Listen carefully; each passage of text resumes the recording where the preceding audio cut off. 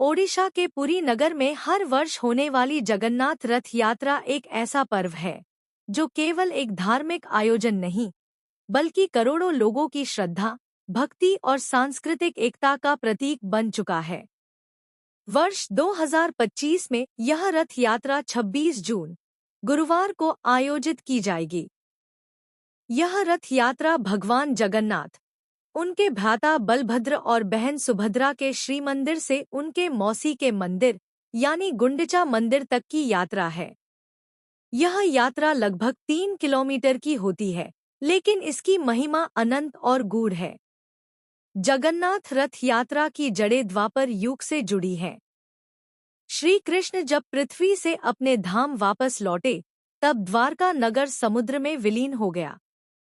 कहते हैं कि श्री कृष्ण का पवित्र शव एक विशेष प्रकार की लकड़ी के रूप में समुद्र के किनारे आकर रुका, जिसे दारु ब्रह्मा कहा गया। कई वर्षों बाद राजा इंद्रद्युम्न ने एक दिव्य स्वप्न में भगवान को देखा और समुद्र तट पर जाकर उस पवित्र लकड़ी को प्राप्त किया। उसी दारु ब्रह्मा से भगवान जगन्नाथ, बलभद्र और सुभद्रा की मूर्तियां बनाई गईं। इन मूर्तियों की एक खास बात यह है कि इनका निर्माण एक रहस्यमयी बढ़ई ने किया था, जो खुद भगवान विश्वकर्मा थे। जब मूर्तियां बनकर तैयार हुईं, तब भगवान ने राजा को आदेश दिया कि हर साल आषाढ़ शुक्ल द्वितीया को उन्हें रथ में बिठाकर गुंडिचा मंदिर ले जाया जाए।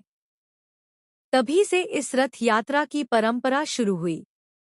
जगन्नाथ रथ यात्रा का सबसे बड़ा आध्यात्मिक संदेश यह है कि ईश्वर अपने भक्तों के पास स्वयं आते हैं। यह यात्रा दर्शाती है कि भगवान केवल मंदिरों में नहीं, बल्कि आम जनमानस की गलियों में भी उतरते हैं।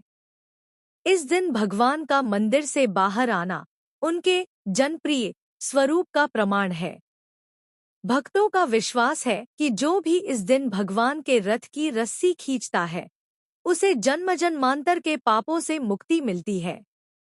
यही कारण है कि लाखों लोग पुरी आते हैं केवल रथ की रस्सी को स्पर्श करने के लिए। रथ यात्रा के लिए हर वर्ष 3 भव्य रथों का निर्माण किया जाता है। भगवान जगन्नाथ का रथ नंदी घोष, रंग लाल और पीला, पहिए 16, ध्वज गरुड़ ध्वज, ऊंचाई लगभग 45 फीट। बलभद्र का रथ तालध्वज, रंग हरा और लाल, पहिए 14, ध्वज हनुमान, ऊंचाई लगभग 44 फीट।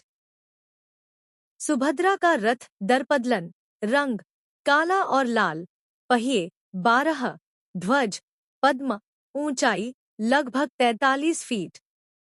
इन रथों का निर्माण विशेष प्रकार की लकड़ी से किया जाता है और निर्माण की पूरी प्रक्रिया पारंपरिक वैदिक नियमों के अनुसार होती है। बिना एक भी कील के केवल लकड़ी की जोड़ाई से यह रथ बनाए जाते हैं। रथ यात्रा से ठीक 15 दिन पहले स्नान पूर्णिमा मनाई जाती है। इस दिन भगवान जगन्नाथ, बलभद्र और सुभद्रा को 108 कलशों के पवित्र जल से स्नान कराया जाता है। इस स्नान के बाद भगवान बीमार हो जाते हैं और उन्हें दर्शन के लिए उपलब्ध नहीं कराया जाता। इस काल को अनासर काल कहा जाता है। अनासर के दौरान भक्तों को अलारनाथ मंदिर में दर्शन की अनुमति दी जाती है। यह परंपरा दर्शाती है कि भगवान भी मनुष्यों की भांति विश्राम करते हैं और फिर नवयौवन दर्शन के साथ एक नई ऊर्जा में प्रकट होते हैं। गुंडिचा मंदिर को भगवान की मौसी का घर माना जाता है। रथ यात्रा के दिन तीनों रथ गुंडिचा मंदिर की ओर खींचे जाते हैं, जहां भगवान 9 दिन तक निवास करते हैं। इस प्रवास को गुंडिचा यात्रा कहा जाता है। 9वें दिन तीनों भगवान रथों में सवार होकर वापस अपने मूल मंदिर लौटते हैं, जिसे बहुधा यात्रा कहा जाता है। इस प्रकार रथ यात्रा एक पूर्ण चक्र को दर्शाती है: आगमन, निवास और पुनः आगमन। पुरी की रथ यात्रा केवल भारत तक सीमित नहीं है। आज यह पर्व अंतर्राष्ट्रीय स्तर पर मनाया जाता है। अमेरिका, यूके, ऑस्ट्रेलिया, मॉरिशस जैसे अनेक देशों में इस यात्रा का आयोजन किया जाता है। इस्कॉन संस्था ने इस पर्व को विश्व भर में लोकप्रिय बना दिया है। यह रथ यात्रा न केवल धार्मिकता का प्रतीक है, बल्कि विश्व शांति, एकता और प्रेम का संदेश भी देती है। कहते हैं, कई बार भगवान के रथ स्वतः ही खींचे चले जाते हैं, भले ही कोई मानव बल प्रयोग न कर रहा हो। एक कथा के अनुसार, जब मुगल बादशाह औरंगजेब ने पुरी मंदिर को नष्ट करना चाहा, तो रथ अपने आप समुद्र की ओर चल पड़ा और समुद्र में विलीन हो गया। एक बार तो यह भी कहा जाता है कि जब रथ की रस्सी खींचने वालों को बारिश से डर था, तब भगवान ने स्वयं बादलों को रोका और यात्रा पूरी होने के बाद ही वर्षा की।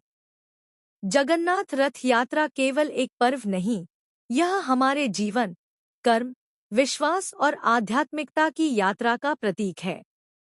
यह यात्रा हमें सिखाती है कि भगवान केवल पूजाघरों में नहीं, जीवन के हर रथ में हमारे साथ हैं। वर्ष 2025 की यह रथ यात्रा फिर एक बार हमें वह अवसर देगी, जब हम भगवान जगन्नाथ की उस अनुपम लीला का साक्षी बन सकें, जो युगों से हमारे हृदयों को आंदोलित करती आ रही है। जय जगन्नाथ। इस दिव्य उत्सव के बारे में अपने अनुभव नीचे कमेंट में जरूर साझा करें। अगर आपको यह वीडियो पसंद आया हो, तो लाइक करें, शेयर करें और चैनल को सब्सक्राइब करें। इस भक्तिमय यात्रा को औरों तक पहुंचाएं और जुड़े भारत की आध्यात्मिक विरासत से।